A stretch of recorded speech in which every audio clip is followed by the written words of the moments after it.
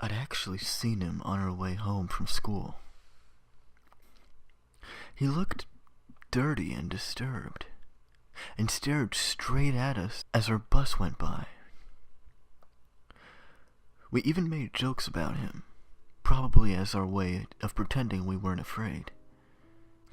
He was incredibly out of place in our middle-class suburb, so his mere presence felt threatening. Thus our panic when the three of us got off of our stop and saw him at the corner, about to look in our direction. He was between us and our houses, and the bus had already pulled away, so we bolted for the bushes of a nearby yard. We weren't sure if he had seen us, but we peered through the leaves and saw him stalking our way, muttering randomly. Tim, my neighbor, insisted that he'd seen a large knife in the man's ragged clothes. Danny, a kid I hardly knew, who had just moved into the neighborhood, insisted that he was imagining it.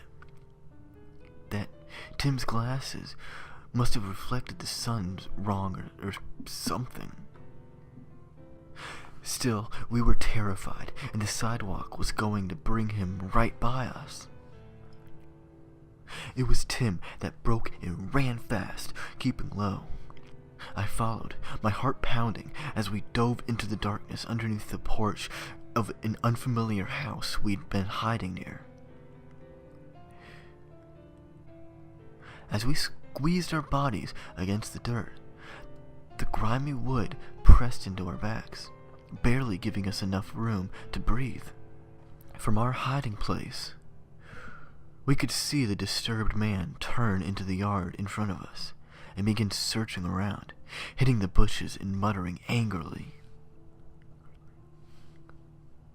I realized then that Danny wasn't with us, but I hadn't seen where he'd gone.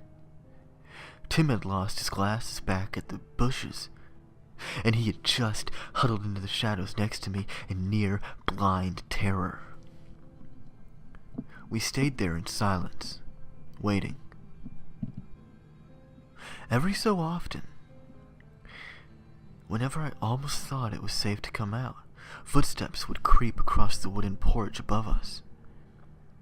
Tim almost sneezed once, but I covered his mouth and nose in stark fear.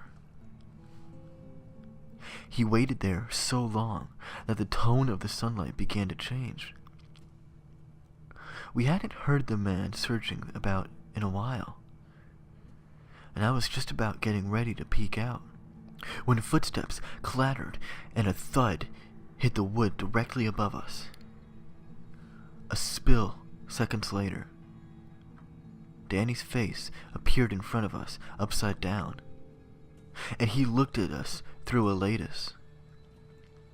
A look of shock and surprise crossed his features at finally finding us. He whispered something, but I couldn't hear anything. He seemed to be saying, "Come closer." So I figured the horrible man was still around, and we had to be quiet. And I inched forward. Danny's features grew fearful, and he kept indicating something above us. Strangely, I still couldn't hear him.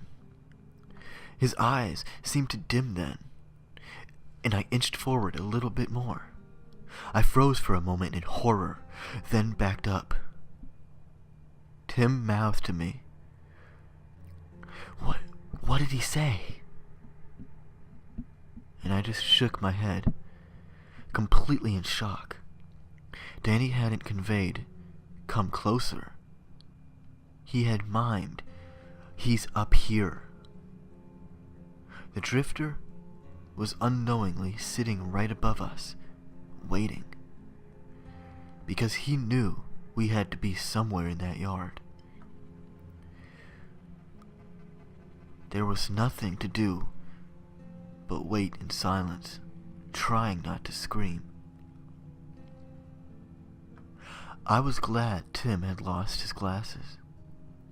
I lay there as darkness descended, waiting in unwavering terror and trying not to feel the glassy stare of Danny's severed head as it rested in the grass a foot away.